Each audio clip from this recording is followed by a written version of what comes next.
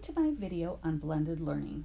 I'm Marie Robeson, and this video was created using PowerPoint and Explore EDU Basics. First, let's discuss the definition of blended learning. According to Ariel Siegelman from Temple University, a blended course involves face-to-face class sessions that are accompanied by online materials and activities. After teaching blended classes for several years, I've found that there's been many advantages to these types of courses.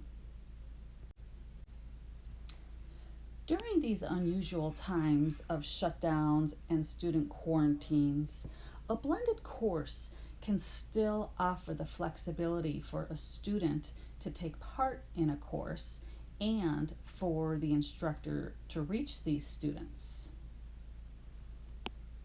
Most of all, the blended course offers some face-to-face interaction with the classmates and the instructors, which is very important in learning.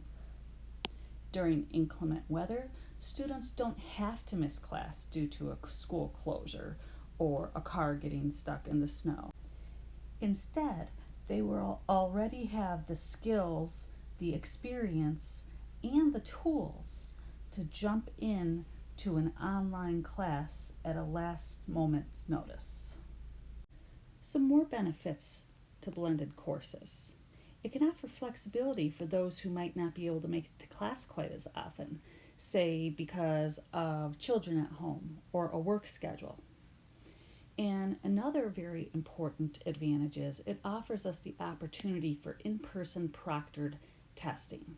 Many universities these days don't even accept transfer credit unless at least 50% of the assessments have been proctored in person. So offering blended courses can certainly be a solution to this issue. Now, with all these advantages, you might be asking yourself, what could possibly be a disadvantage? Well, believe it or not, students don't normally register for this type of class. For the last several years, I've been the department chair at our community college, and I've been in charge of making the schedule for the math department. We offer blended courses every semester, but students seem to prefer the fully face-to-face classes, the fully online synchronous classes, or the fully online asynchronous classes. They don't appear to choose the blended courses for some reason. When we do offer blended courses, often we have to cancel classes or change the mode of delivery at the very last moment.